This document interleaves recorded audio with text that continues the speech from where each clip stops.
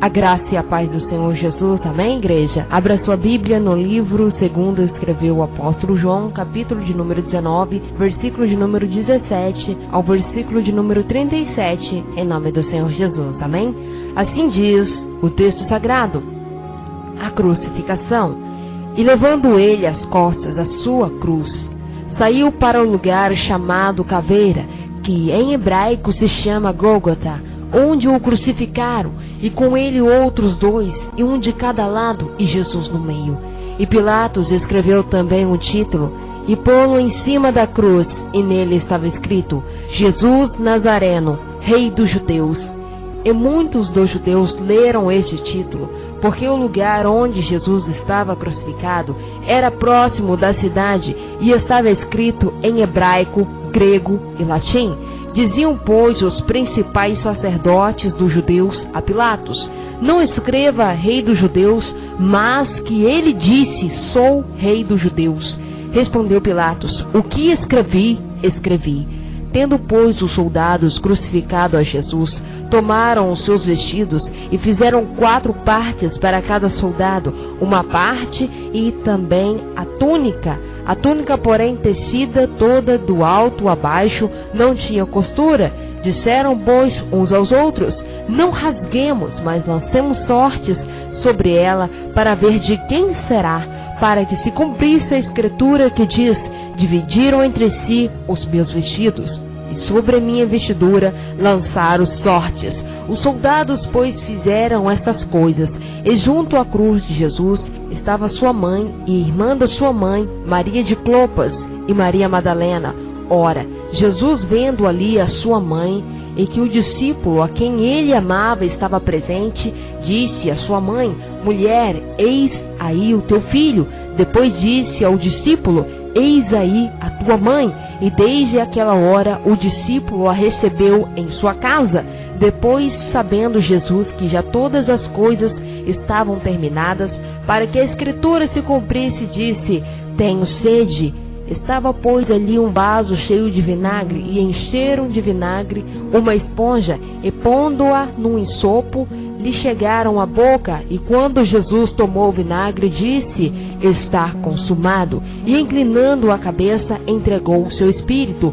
Os judeus, pois, para que no sábado não ficassem os corpos na cruz, visto como era a preparação, pois era o grande dia de sábado, rogaram a Pilatos que lhes quebrassem as pernas e fossem tirados. Foram, pois, os soldados, e na verdade quebraram as pernas ao primeiro e ao outro, que com ele fora crucificado. Mas vindo a Jesus e vendo-o já morto, não lhe quebraram as pernas. Contudo, um dos soldados lhe furou o lado com a lança, e logo saiu sangue e água. E aquele que viu testificou, e o seu testemunho é verdadeiro, e sabe que é verdade o que diz, para que também vós o creais, porque isto aconteceu para que se cumprisse a escritura que diz: nenhum dos seus ossos será quebrado. E outra vez diz a escritura: verão aquele que transpassaram. Amém? A palavra do Senhor, nesta passagem, ela vem a nos mostrar a crucificação de Jesus. Fizeram então a Jesus carregar a sua cruz até o lugar da crucificação chamado Caveira ou Gólgota. Nos outros evangelhos fala que um homem chamado Simão foi obrigado a carregar a cruz de Jesus no decorrer do caminho.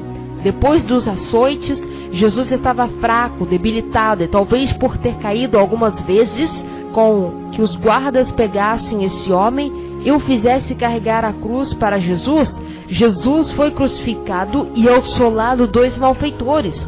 Um dos malfeitores recebeu a salvação estando na cruz por crer que Jesus era inocente e era o Filho de Deus. Essa palavra está em Lucas capítulo 23, versículo 39 a 43. Pilatos escreveu um título para colocar em cima da cruz que dizia: Jesus Nazareno, o Rei dos Judeus. Este título dava para ser visto de longe, e muitos dos judeus leram o que foi escrito em várias línguas, hebraico, latim e grego, e os principais sacerdotes pediram para Pilatos escrever de forma diferente, dizendo como se Jesus tivesse falado: "Sou o Rei dos Judeus", mas Pilatos disse que ele tinha escrito, depois de ter sido crucificado. Aleluias! Jesus, depois de ter crucificado, os guardas pegaram as roupas de Jesus e dividiram em 4 partes, dividindo entre si, mas a túnica não tinha como ser rasgada, por ela ter sido inteira tecida, e por isso tiveram que tirar na sorte para ver com quem ficaria a túnica.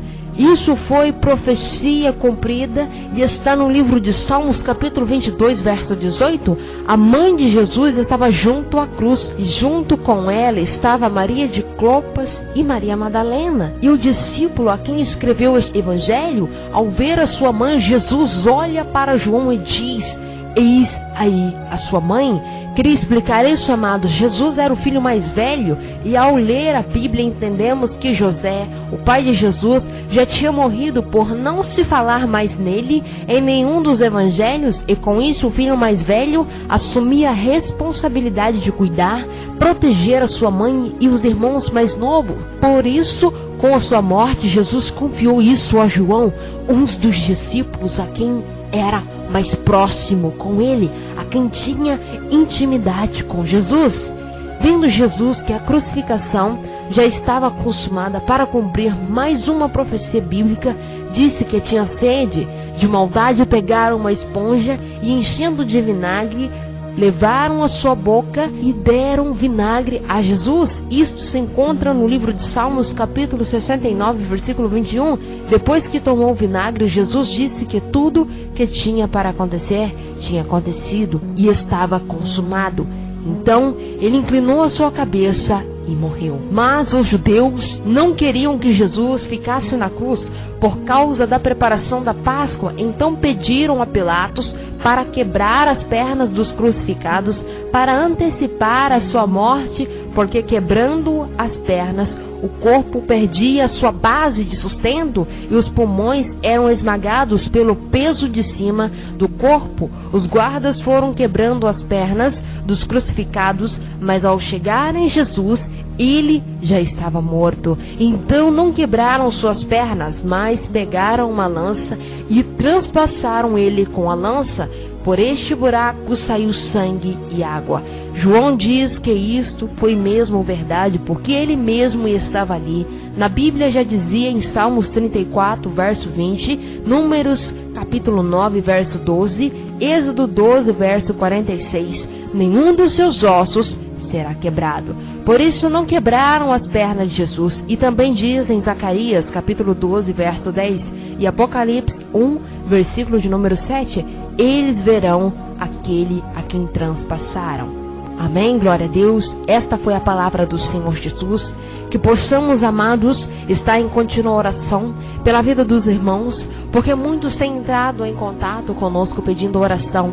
Amados, não deixem de orar um pelos outros. É necessário que a igreja ore, aleluias, pelo próximo, para que possamos estar, aleluias, em fervente oração, para que o Senhor possa ir de encontro com cada irmão e com cada irmã, aleluias, para que Deus possa operar na vida dessa pessoa e consolá-la, se preciso for, em nome do Senhor Jesus. Amém?